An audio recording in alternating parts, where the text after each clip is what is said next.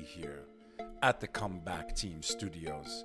And this is your boy, Bek Lover, and you're watching another episode of the Interesting Times podcast right here on the Bek Lover Podcast, where I cover all the stories from around the world, important headlines, anything that I think you should know about this interesting world that we live in. So make sure you hit that subscribe button and we'll jump into everything that's going on around the world. You can watch this episode on YouTube, Spotify, Rumble, or you can listen to the audio version anywhere podcasts are received. And we are in the top 2% of all podcasts worldwide. And that is a big deal when you consider that there's 3.5 million podcasts in distribution. So I want to thank you, my loyal following, for helping me stay relevant. In any event, there's so much that's been going on since the last time I dropped an episode. I've made a couple more appearances. I will be on the Mighty Fuzz Young podcast today. The episode drops at 5 p.m. New York time. But in any event, let's jump into all the headlines that have occurred since the last episode of Interesting Times dropped. This is the award for, I don't know, the biggest piece of crap out there globally. And even though this story took place in Australia, find this guy. I don't care what you got to do. Get out there, hunt for this bastard. If he's in the outback, and I'm not talking about the steakhouse, send Crocodile Dundee if you got to, but find this guy because this is disgusting. CBS News reports, police search for a man who poured scalding hot coffee on a baby in a park. Sydney, Australia. Police on Monday said they had launched an international search for a man accused of pouring hot coffee on a 9-month-old baby, causing serious burns. Queensland's police, Paul Dalton, said a 33-year-old suspect fled the country days after committing the most cowardly crime the detective had seen in a decades-long career. The baby was at a family picnic in Brisbane Park in late August when the man believed to be like a temporary worker in the country poured scalding coffee over its face and limbs. The baby sustained serious burns and required multiple surgeries, the police said. Police have no idea what the man's motive was. He was not known to the family and is now believed to be in an unnamed country. He's accused of intending to cause grave bodily harm, a charge that could carry a penalty of life in prison. According to CBS News partners network BBC News, the suspect flew out of Sydney's airport 6 days after the incident in the park and about 12 hours before officers were able to confirm his identity. The police said in a statement that he is a 33-year-old foreign national. According to the BBC, he's believed to have traveled to Australia repeatedly since 2019 to work and was known to have addresses in both New South Wales and Victoria states. Dalton said the police knew which country the man was believed to be in, but that they were not identifying him or providing further details as it could endanger efforts to apprehend him. He said dogged and determined police would not stop until the man is captured and faces justice. Please find this piece of crap, okay? Find him. I don't care how bad of a day you're having or what could be going on in your life. Even if the parent of this child agitated him or did anything, which none of this says here that they did to the man, under no circumstances or conditions can someone like this be allowed to remain free out there in the world. You got to be out of your mind. You got to be sick to pour boiling hot coffee onto a defenseless baby. Okay, this person should be arrested and dipped into boiling hot water. I say forget prison. Dip him into a hot pool full of boiling hot coffee. Eye for an eye. And then lock his ass up for the rest of his life. Because that poor baby hasn't even started their life. And now they have scars and injuries for the rest of their life. And this is just an example of the times and the world that we're living in, where nothing is sacred, no one is safe. Things that make absolutely no sense can happen. The most innocent can be targeted. And we live in a time and in a world where I'm telling you, as a parent, this is why I worry. This is why I'm paranoid. Your children are not safe anywhere, even next to you. So you need to be vigilant. You need to pay attention. You need to put the phones down and stop being distracted and pay attention to your surroundings and stand between your children and strangers because you never know what their intentions are. Like, being a parent is not easy. And God knows I could do a better job of it also. And there's just no way to protect our children 100% of the time because there's situations where you just can't. Things happen. But that doesn't mean you shouldn't be as proactive as possible and try to limit anything from happening to your children by any means necessary. My heart and thoughts and prayers go to that baby and to his family or her family. And it's just crazy, man. Please find this piece of human waste. Someone that's always in the headlines, Andrew Tate. This is being reported by the BBC News. Tate is being accused of crimes involving a physical nature, that he strangled women. 2 women who say they were taken advantage of physically, if you know the R word, and strangled by the controversial social media influencer Andrew Tate have spoken to the BBC about their experiences. Another woman has alleged for the first time she was physically assaulted in a sexual nature by Mr. Tate's younger brother, Tristan, also an influencer with millions of followers. The Tate brothers, aged 37 and 36, currently face charges in Romania of human trafficking and forming an organized group to sexually exploit women. Andrew Tate is also charged with the R word, rhymes with grape. If found guilty, the 2 men could be jailed for more than 10 years. They strongly deny the charges against them. Andrew Tate is currently under house arrest in Romania. In addition to the charges he already faces, prosecutors are considering new allegations against him, including having physical relations with a minor and trafficking underage people. Both brothers are also being investigated for trafficking 34 women or more. Now, in the new BBC Panorama program, 2 British women not involved with the Romanian case against the Tate brothers have given detailed first-hand accounts of the alleged abuse and sexual violence by Andrew Tate. The allegations date back at least 10 years to when Mr. Tate was living in Luton.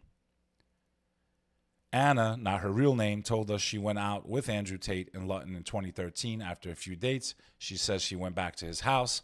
He started kissing me, and he just looked up at the ceiling and said, "I'm just debating whether I should physically assault you or not." Out of the blue, he just grabbed me by my throat, smashed me to the back of the bed, strangling me extremely hard. Am I a bad person? Because the more you didn't like it, the more I enjoyed it, he said in a voice note. In a text, he wrote, "I love raping you." And they're showing a screenshot of this text message. Now, I truly believe that everyone is presumed innocent until found guilty. Even that text message doesn't mean it's out of context. We don't know the rest of the text messages. Maybe she said, "I want to feel like that." We don't know. And for us just to judge people off the top, do I think these guys are squeaky clean? No. They were involved in a very disgusting industry with web cameras and all that stuff. They're in Balkan countries that have histories of people being trafficked and women being misused. So there may be some truth to some of these allegations. I know a lot of people think it's also just because of his public stance against what's going on in the Middle East and other things that he's called out. And maybe some of that is true also. However, I would advise you men, be careful what you text to people. Be careful what you text to anybody, what pictures you send, what videos you send, okay? And, what I have a problem with, 10 years. Why all of a sudden, now that he got in trouble for other things, now you feel like you should come forward? Someone who is not even, telling their name publicly. Like, if you're going to, go after someone, right? They should be able to stand by their statements. 10 years. Why does it take 10 years? Now, I understand there's trauma if these types of things happen, and there's fear, and I understand the victimizing of a victim. But there's got to be some statute of limitations. And in America, they increased it to like 20 years. Like, really? So I just, it is what it is. When you go through a crime and something horrible happens to you, first of all, waiting that long doesn't make your case strong, in my opinion. I can understand 2 or 3 years and then you come forward, but 10 years, 20 years. So what I highly advise, unfortunately, we live in such a world where you don't know what could happen to you. You don't know what you could be accused of. Especially public people, content creators, like you might as well start, if you live in a state where you can record these things, you might want to like get permission and have women sign off. I want to sleep with you. I don't mind if you're physical. Like I think we're getting to that point where you're gonna have to start signing contracts before you sleep with people. I don't recommend sleeping around anyway. I find it to be spiritually disgusting. I think it degrades you. I think it degenerates you. And I think the more people you sleep with, the harder it becomes to be in a normal, healthy relationship. And I think that, sooner or later we pay the piper. From a cosmic perspective, maybe Andrew Tate, because he made a lot of money, as the Muslims say, haram to haram, evil goes to evil. You made your money from evil, you lose it to evil. There's no blessings in that type of money. There's no blessings if you make money from interest, sucking the blood of people. Eventually you pay the piper, I believe. So, the bottom line is we live in a world that's very dangerous. You better be careful who you share your energy with. Let's see if there's any soundbite on this clip. He just looked up at the ceiling, and I remember thinking, this is weird. Yeah, and he said, I'm just debating whether I should rape you or not. So there's the voice of the accuser. And again, I'm not saying she's not telling the truth. We don't know. We don't have the details. But we do live in a world where, once articles are printed, we always assume the person's guilty. And we know that many women in the past have made false allegations. There was that one case, I forgot what city and state it was here in America. This young rising football star, he was like the legend of his high school, gets accused of these types of crimes. He gets thrown into jail for 20 years. He was innocent. They eventually released him, but he lost 20 years of his life. He lost his career, all because I guess the woman was upset that he wasn't interested in her with something serious, probably broke up with her or whatever the case was, and she decided to destroy his life. And she did destroy his life. He can never get that time back. He was sent to prison for something he didn't even do. And he lost his career. He was probably going to be drafted to the NFL, from what I remember of that. And how do you give someone that back? Like, you destroy someone's life. There should be repercussions for these false allegations that are made against men and women. They should face, she should be thrown into jail for 20 years also. That woman that destroyed and robbed that young black man of his future, she should have been thrown in prison for the same amount of time. Literally eye for an eye. I truly believe that. If you hurt someone, the way you hurt them is the way you should be hurt, unless that person forgives you. And I think the justice system should allow for that. As long as the person is not mentally ill and will do something crazy, if the person that was harmed in the crime decides to have mercy, then they should take that into account if the person's stable. But, that's a hard rope to walk. That horrible school shooting that happened in Georgia last week, the grandfather of the accused Georgia school shooter, Colt Xray, says teen's evil father should get death penalty for provoking massacre. So Colt Xray is the accused Georgia shooter, and the father should get the death penalty. So basically the grandfather of the shooter is saying that his son, who raised the school shooter, should be given the death penalty. I don't remember anything like this ever coming publicly with any of the other former, shootings that we've had in this country.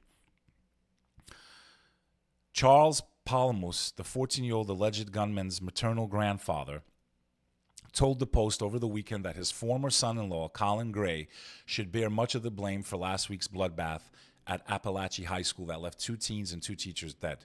Spending 11 years with that son of a bitch screaming and hollering every day, it can affect anybody.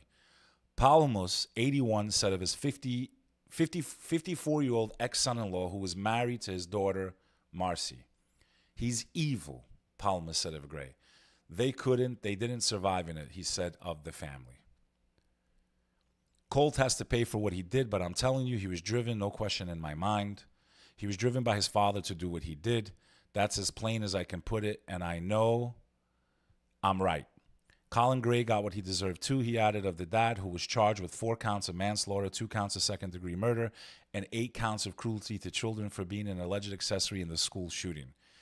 Xray gave his troubled son an AR-15 style rifle for Christmas, the weapon that Colt ended up using in Wednesday's slaughter. He needs the death penalty, the grandfather said of Xray. Xray faces up to 180 years behind bars if convicted in the crime. Colt is charged with 4 counts of murder and will be tried as an adult over the bloody rampage, prosecutors said. Colt is like a lot of young kids these days with the tablets and some of the garbage they pull up, the blood and all the fighting. If you don't think that has an impact on young kids, you're missing the boat, and that was also a part of Colt's problem. It's part of it, and living with a dysfunctional dad who was a screamer and a hollerer, he added, no question about it. Prior to going through this, he was a good kid. I will preach that forever.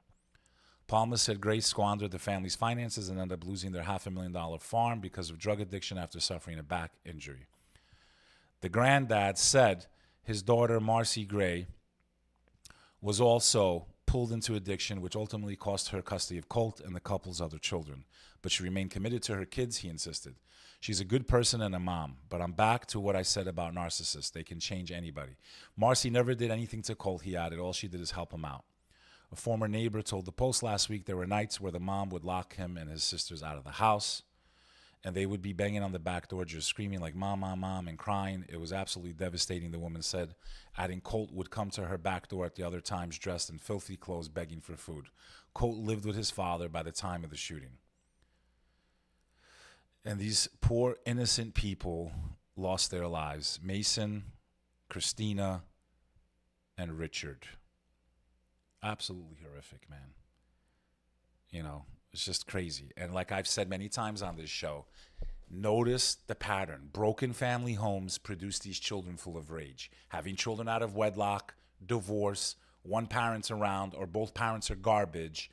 These children feel oppressed. They get full of rage, and they take it out on society because they weren't shown any love. And because they weren't shown any love, they don't know how to love. They don't know how to react. They become full of rage.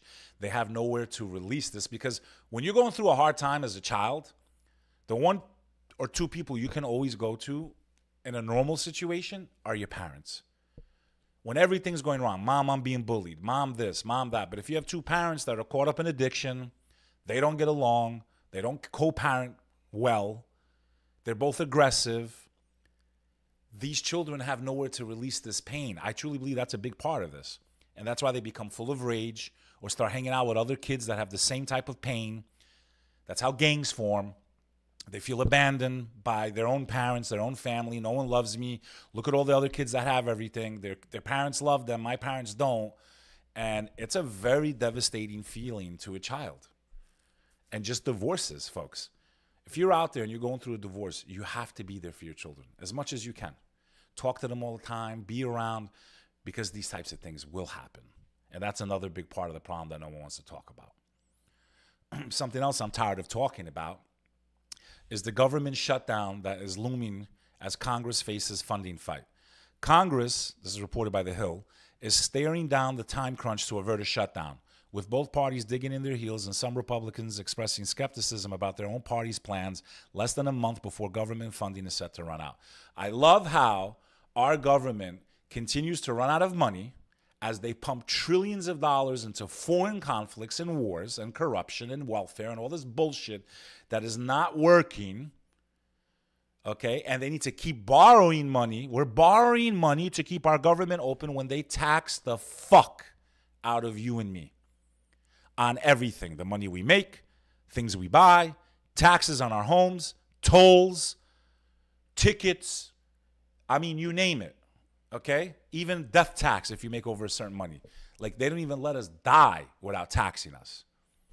And the government can't figure this out, but they want to penalize us all the time. We don't get to keep borrowing more and more money, and all they do is keep devaluing our dollar because they can't get their shit together and run on a positive, meaning there should be excess money. The amount of money that comes into our nation, for us to constantly run out of money to prop up these politicians that are straight fucking trash, garbage, okay? Corrupt, disgusting.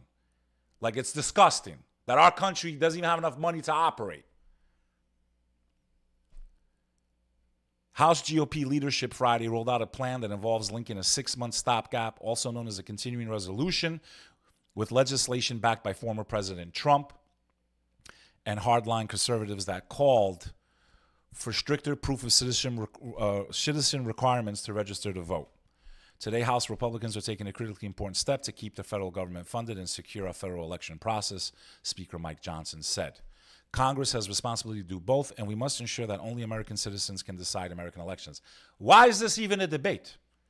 Is that why the border's open? So you can flood it with millions of people, and we don't have to give IDs, and anyone can just mark that they voted, and they don't care because the amount of money you're giving them is more than they've ever seen in their third world countries. People live in Albania off $3,000 or $4,000 a year. You're giving them $5,000 debit cards in countries that are even poorer than Albania. Coming to America, here's a free apartment, here's a free plane ticket. You're not even screening them. You're not even registering them, like the clown Gavin Newsom, who's made sanctuary cities, who destroyed his own state of California, who doesn't even require these people to be screened and go through the process. Yet people should just be allowed to vote in America, I guess. They don't have to be a citizen. Women had to fight to get the right to vote in this country. And now they're just giving that right to people that are not even citizens, or they're trying to, at least, or create it easier for them to create fraud. What do you think? So, yeah, the government's running out of money. What else is new? This article, I don't know how to really interpret it. I'll leave it up to you, my friends. Ingredient found in Doritos turns mouse's skin transparent and may have medical applications. Scientists at Stanford University were recently able to make a mouse's skin transparent using a common food dye, something the study author told Fox News Digital could have exciting benefits for humans once additional research is conducted. The dye turned the mouse's skin red, which then made the skin appear transparent, and the mouse's organs were visible to the naked eye. Basically, you could see into the mice's stomach and see all of its organs by applying this chemical that's in our food. So how safe is it for us to eat that? That's the next logical question. Here's a picture of what an X-ray looks like, and the after picture is while they use this chemical and apply it to the mouse, you're able to, look into it, basically. The technique could potentially make blood draws less painful by helping phlebotomists easily locate veins under the skin. It could also enhance procedures like laser tattoo removal by allowing more precise targeting of the pigment beneath the skin. FD&C Yellow 5 is found in many foods, including soda, candy, chips, and pastries, including Doritos, says the product's website. So think about it. Yellow 5 has the ability to turn a mouse transparent to the point where you don't even need an X-ray.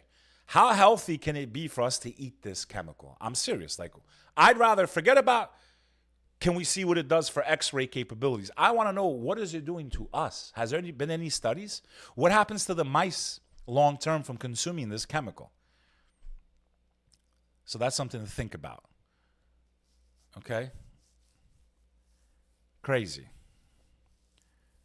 And you have comments here like, RFK Jr. is right. There are too many chemicals in the foods we eat. Some may prove useful in the medical field, but I'd rather not be the guinea pig or lab rat. Years back, a red dye in certain dog food was thought to cause cancer. We switched foods. Why take a chance? Okay? Drinking all these dyes and stuff. Crazy. I still don't understand why this doesn't get as much attention as everything else that's going on. One tragedy is not greater than the next, regardless of how it's happening and why it's happening and where it's happening. My heart goes out to the people of Sudan. This is on the UN website. The world must wake up and help Sudan out of the nightmare of conflict, says WHO's Tedros. The scale of the emergency is shocking as insufficient action being taken to curtail the conflict. Speaking to reporters from the Red Sea city Port Sudan, Dr. Tedros said the conflict had so far killed more than 20,000 people, thought that the number is likely higher, and sparked the world's largest internal displacement crisis, displacing over 10 million people inside the country and forcing another 2 million to flee to neighboring countries. Since April 2023, Sudan has been embroiled in a deadly conflict between the Sudanese armed forces and paramilitary rapid support forces. Following 500 days of fighting, in addition to the mounting death toll and soaring numbers of internally displaced people, catastrophic seasonal floods have further harmed vital infrastructure. Disease outbreaks such as cholera, and malaria are on the rise. As he wrapped up his 2-day visit, 25.6 million people, over half of Sudan's population, are expected to face high levels of acute food insecurity. Okay? I'm praying that that conflict ends and these people find a way to survive and starve and, get out of that situation. So, so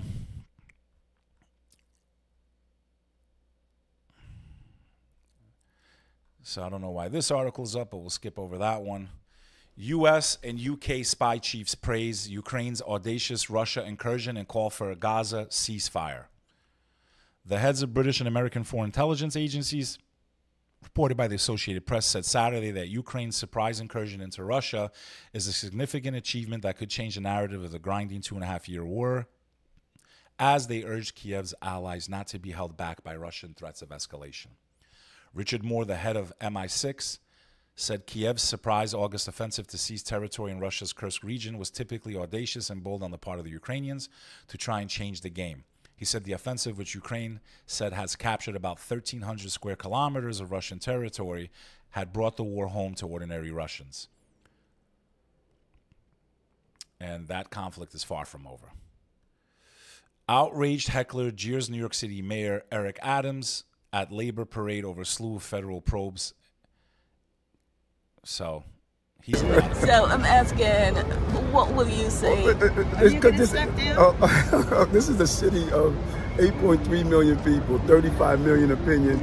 The number of texts and communications that I get from clergy leaders, community groups, everyday New Yorkers, they say, Eric, you have been focused on moving this city forward no matter what things come up.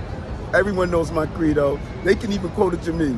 Stay, no distractions, stay focused and grind, keep driving down crime, keep improving our economy. We have been putting points on the board every day. And so whomever you're hearing from that's saying that, they're not telling that to me.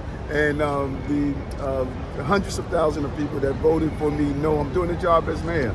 And you're not so you're not stepping down? Oh, come on, let's stop this. Stepping down from what? I'm getting ready to step off for the parade. Listen. We know things happen during an administration, and I'm looking forward one day just to have a real conversation of this entire moment.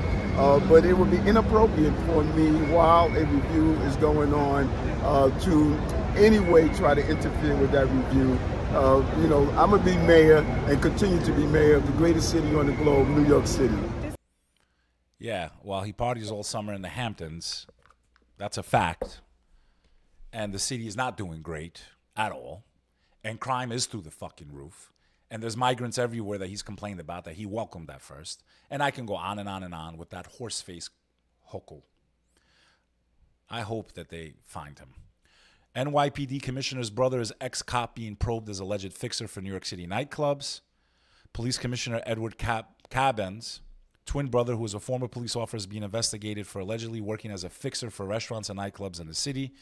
Federal investigators are probing consulting work James Caban, 56 years old, allegedly did for swanky Manhattan hotspots, as well as allegations he worked to ease tensions between the establishments and police. It wasn't old school mafia. If you don't pay, we break your windows, one source told the outlet. But it was, my brother's a big shot and he can make your fines and underage drinking go away. According to the report, the business Caban worked with and included Marquee and PhD, owned by Tao Hospitality Group, and Creatures at Selena Rooftop in Chelsea, which has been slapped with more than 150 noise complaints over the last 2 years. Caban was allegedly called when police issued a noise citation or underage drinking complaint to the businesses. He would then pay visits to the local precincts heads, many of whom are also under federal investigation.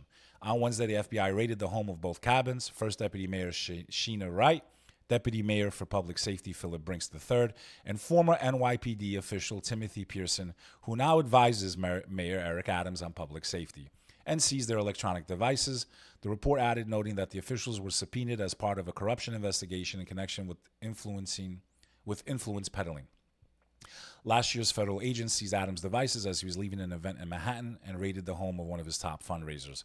Adams has denied any wrongdoing, but confirmed last month he had received a subpoena from federal prosecutors and said him and his team are cooperating. And as someone that saw nightlife and how it worked, someone's family that owned one of the biggest nightclubs in New York City for a good period of time, I can tell you that the amount of corruption that exists in New York, the rumors I've heard of places paying cops off, paying the fire department off, trying to grease inspectors. I've heard of these stories. I can't give specifics, but I've heard of what people have gone through. And if the mayor doesn't like you that's sitting in there, or they don't like your location, they used to use the cabaret laws to harass nightclub owners and make their lives a living hell. And what people don't understand is that if a nightclub closes for a week or two because of some summons, a lot of times bullshit, they can literally go under. There's so much money needed to fund a nightclub and keep it going. And most of the time, you're only open on Thursday, Friday, Saturday. So you got 3 days out of the week to make your money. And you miss a couple of weekends, you're out of business. Like, you're finished. And I know in the Giuliani days and the Bloomberg days, they would attack with the cabaret law.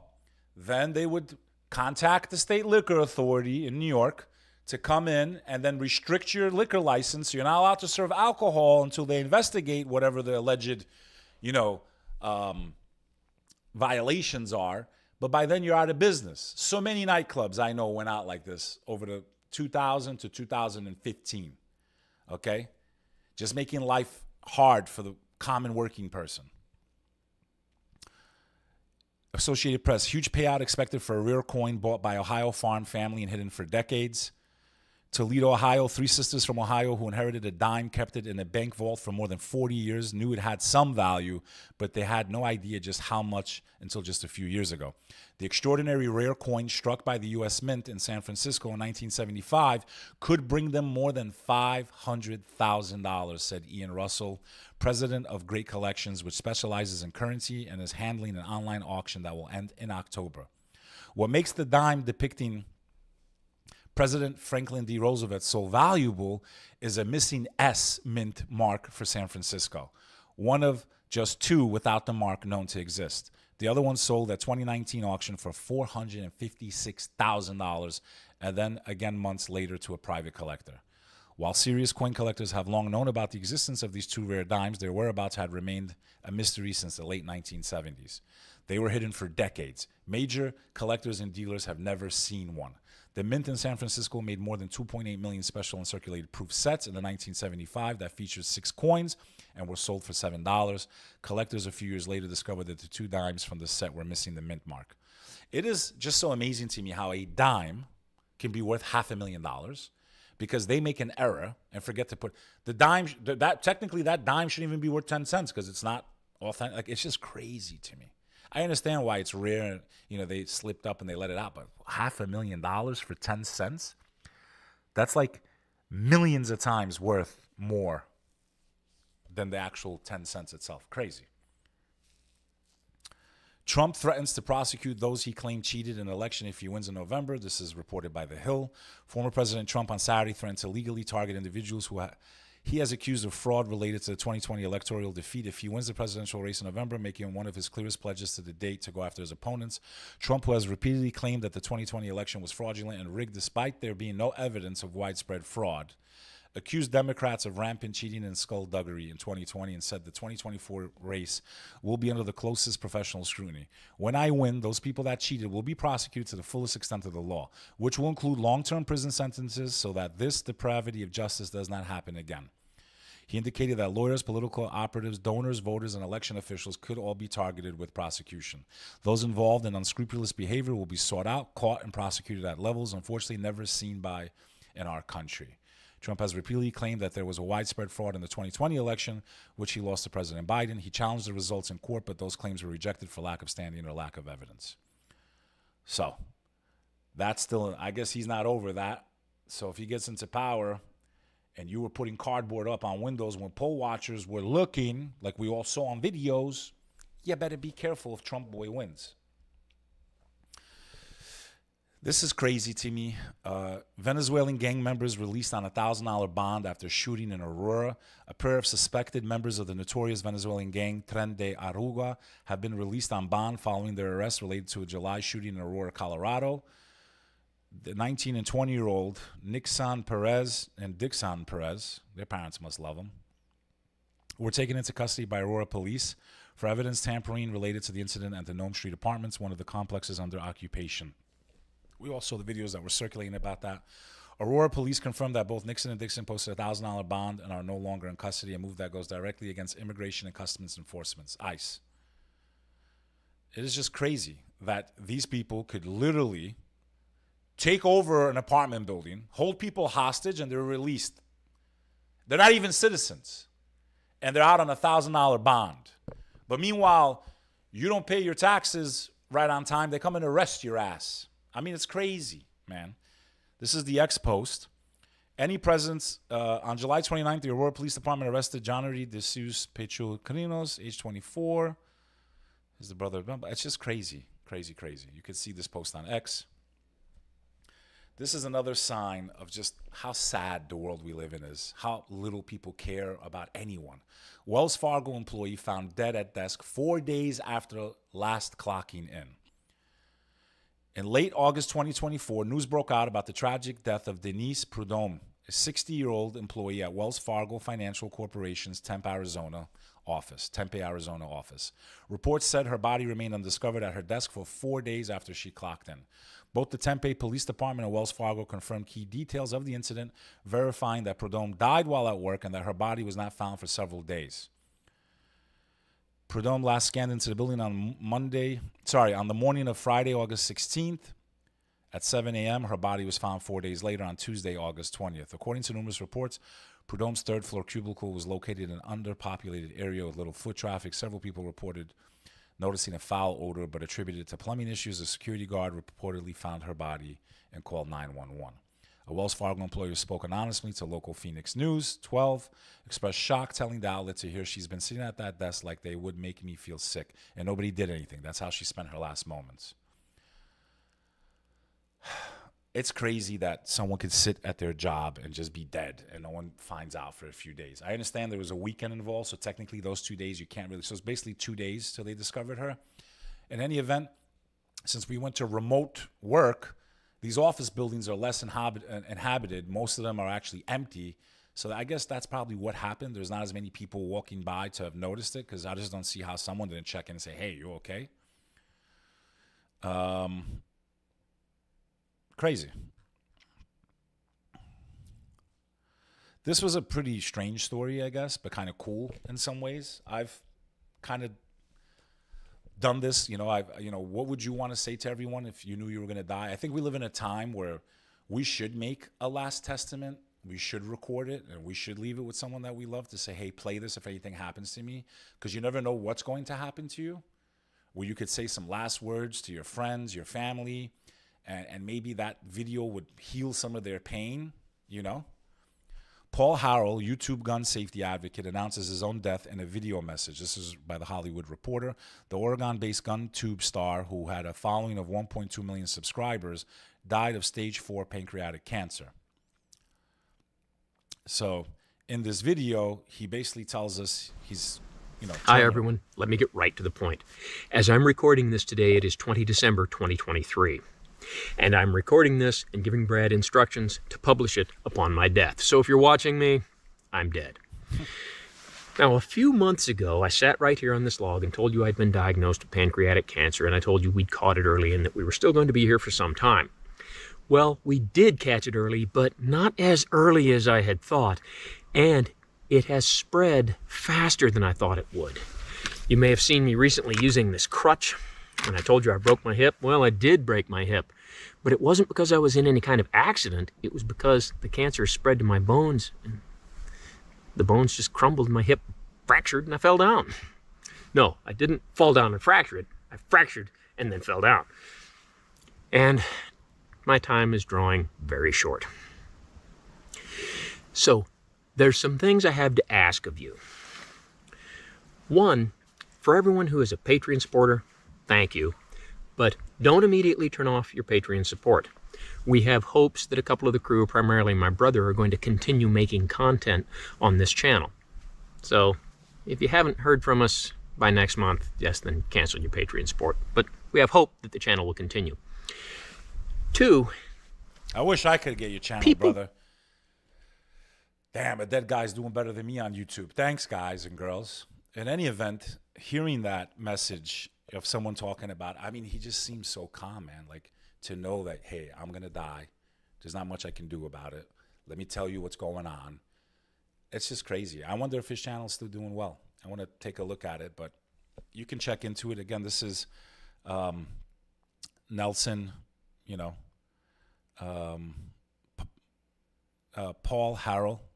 That's his name. Paul Harrell announced his death in a pre-recorded video, which was posted to the platform on Wednesday. He was only 58 years old. Rest in peace. Very interesting last piece of content, man. And may God have mercy upon your soul. Now, this is where I tell people, I don't judge all people, put them all in one box, okay? We can't hold all the people of a nation guilty and hate them because of the actions of their government and the people that support what their government's doing. This is reported by the Times of Israel. A crowd said to number in the hundreds of thousands took to the streets in Tel Aviv to rally for the release of hostages in Gaza Saturday night amid ballooning protests demanding the government strike a ceasefire deal with the Hamas terror group to secure the release of captives abducted exactly 11 months earlier. With masses seen over the recent execution of 6 hostages who might have been freed in exchange, with the one-year anniversary of the October 7 massacre swiftly approaching. Masses gathered in cities around the country to demonstrate against the government and press their case for a hostage deal. Protesters organized estimated that 500,000 people attended the flagship rally in Tel Aviv, organized by the hostage families, an estimate that claimed was confirmed by police. They said another 250,000 demonstrated in other areas around the country. If true, the Tel Aviv rally would mark the largest ever demonstration in Israel's history. People announced that they detained 5 protesters at the Tel Aviv rally, but did not comment on the crowd size. So, what does that tell you? It tells you that even this war and this conflict is not popular with hundreds of thousands of Israelis, and they do want a ceasefire. And I hope somehow this movement can grow, and somehow not only can they get the rest of the hostages free, and I pray for their safety, but I also hope that this can end this conflict once and for all. These people could, once this is resolved, keep these protests going on and demand that their government finalize a solution between them and the Palestinians that is fair, that is equitable as could be over the last 75 years. I am praying for an end to this conflict. I hate to see what I'm seeing. The Palestinians have bore the wrath of these leaders of that country for a very long time. And it is very tragic what has happened to them. And they do have a right to self-determination and to live free. And it's just horrible. So, praying for some peace. Things that could unravel peace. Erdogan seeks Islamic alliance against Israel, says its expansionism won't stop in Gaza. Turkish leader claims Jewish state will next seek to occupy Lebanon, Syria, our homeland between Tigris and Euphrates, says Hamas is not only defending Gaza, but Islamic lands. He made the comment after describing what Palestinian and Turkish officials said was the killing by Israeli troops of Turkish-American woman taking part in a protest on Friday against settlement expansion. The only step that will stop Israeli arrogance, Israeli banditry, and Israeli state terrorism is the alliance of Islamic countries. Erdogan said in Islamic schools, Israel will not stop in Gaza. If Israel continues in this manner, it will set its sights elsewhere after occupying Ramallah. Their turn will come for other countries in the region. It will come for Lebanon, Syria, that will set their eyes on our homeland between Tigris and Euphrates. Now, I've also predicted that they will expand. I truly believe they will expand their territory. I don't know when. We know that they occupy a part of Syria called the Golan Heights. We know that they're fighting with Lebanon and back and forth. We know that, I don't know. But I guess let's see. Let's see in the next 5-10 years. Is the Turkish prime minister correct? Will Israel expand its land? Will there be a war that pulls them into conflict, full open conflict with Lebanon, Syria, and Iran? And if that happens, would Israel win pieces of land and then keep it? I don't know, but it's very probable. CNN looks at damage left behind in Jenin. Let's take a look at this real quick. Okay, no, we're not, because Chewy order is on the way for a, commercial on it. Sorry about that. Times of Israel reports Jordan crossing reopens to pedestrians after deadly terror attack celebrated in Amman. The Allenby Bridge crossing between Israel and Jordan reopened to pedestrians on Monday morning but remained closed to trucks after Amman released a meager condemnation of a Sunday terror attack by a Jordanian truck driver at the crossing in which he murdered 3 Israelis. The killings were celebrated on the streets of the Jordanian capital. So that should tell you, just because the governments are not backing the Palestinians, their people seem to be backing them and even taking actions into their own hands, like that truck driver. Like this thing, I've said it since October 7th, and I'll say it again. It is far from over. If a peace deal is not reached soon, you already have Yemen involved, Lebanon, Israel and the Palestinian territories. You have now Jordan. You have Syria. Okay? You have Turkey talking about getting involved.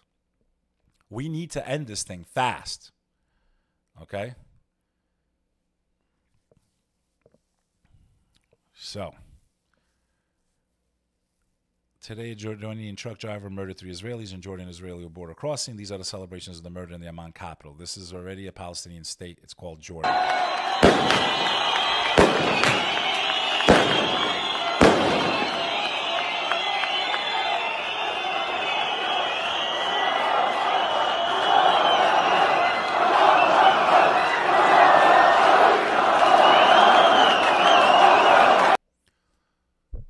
I'm telling you, this conflict will lead to, I believe, even maybe the overthrowing of certain Arab leaders if they don't get involved soon. It is hard for people of Arab nations to sit there and watch as these people are being bombarded with advanced military weapons. I've said this to my Israeli friends. I've said this to my Jewish friends. This war, you might win against the Palestinians, but it will cost you so much more than it already has, both with reputation and everything, because of the way you responded and the amount of collateral damage and loss of life. Any sympathy you had because of October 7th, you have lost in the mainstream. This has not been a winning campaign for Israel. This has been catastrophic. And now the citizens are also realizing this is a very bad look for our country, the remaining hostages.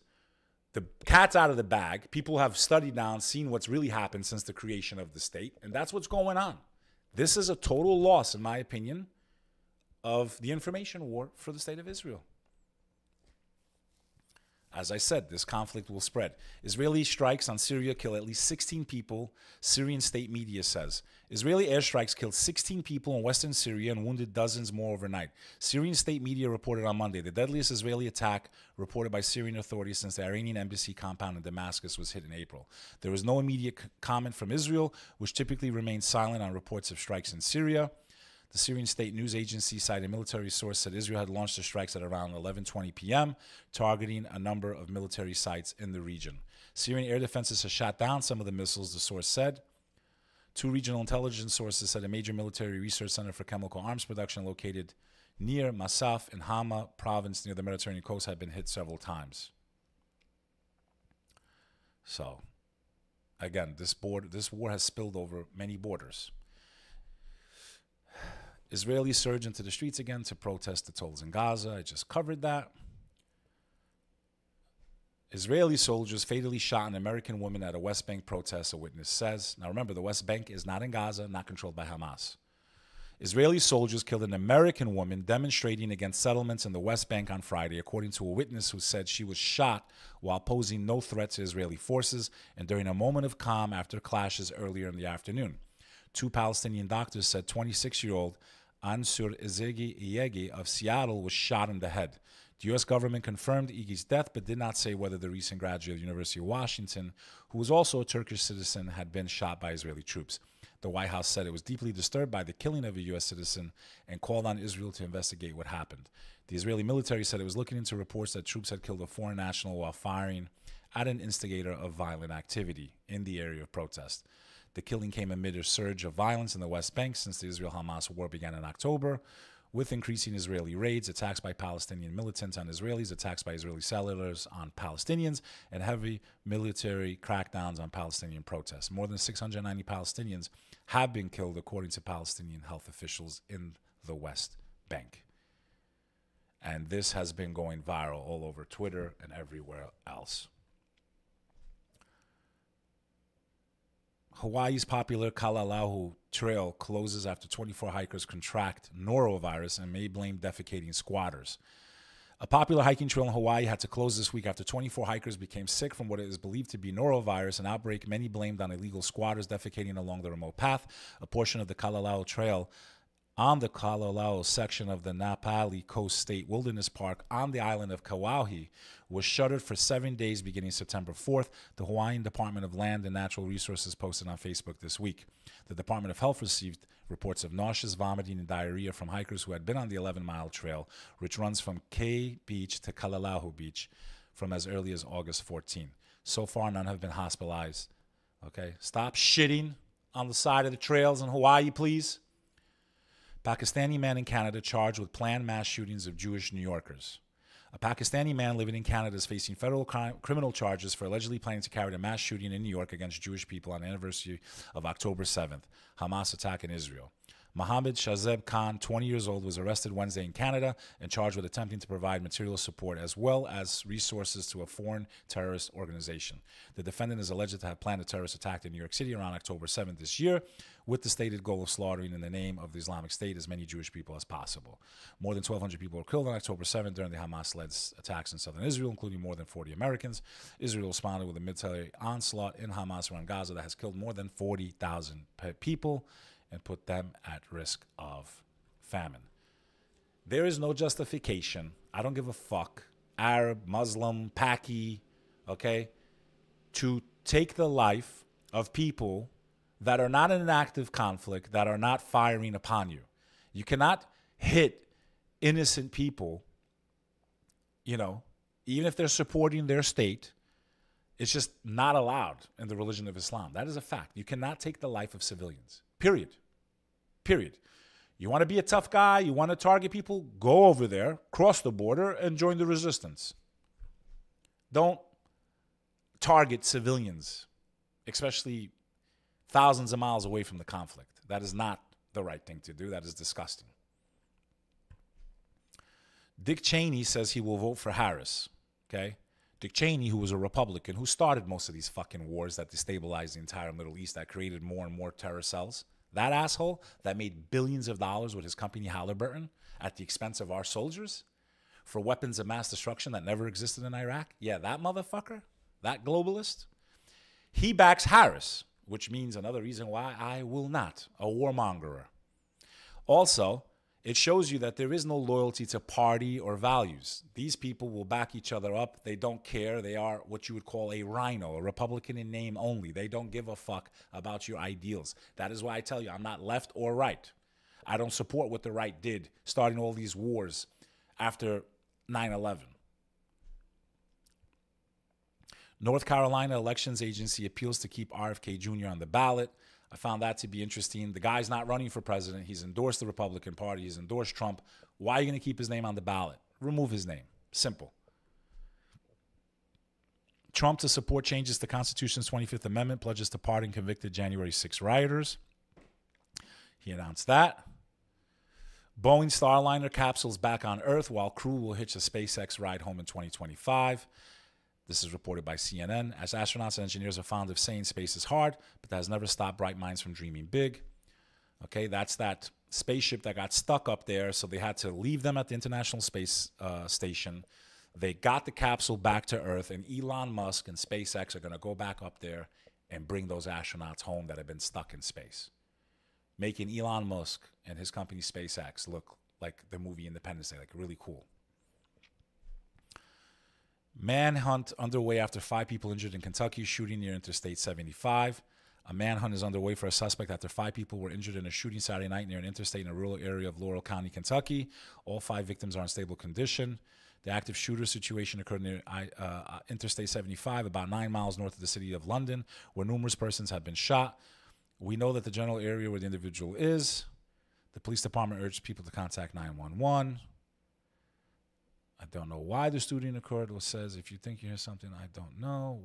We were just driving along, and all of a sudden it was like a rock went through my back window and it hurt me. And we looked at each other and we were like, was that a gunshot? And they were like, no, that wasn't a gunshot. Dino says she noticed a truck driving next to her car slowed down and pulled off to the shoulder of the interstate, so she initially thought they had a tire blowout. It wasn't until roughly an hour and a half later that had learned about the shooting when they arrived at the friend's house, so they were just driving and shot at by some random person. If you're using Ozempic, you are 45% more likely to have suicidal thoughts. Everything has a cost. Medications we take, medicines we take, there is a price to pay. Nothing comes without side effects. So be careful if you're taking Ozempic or any of these fast weight loss or any type of medicine. Everything has a symptom and a side effect.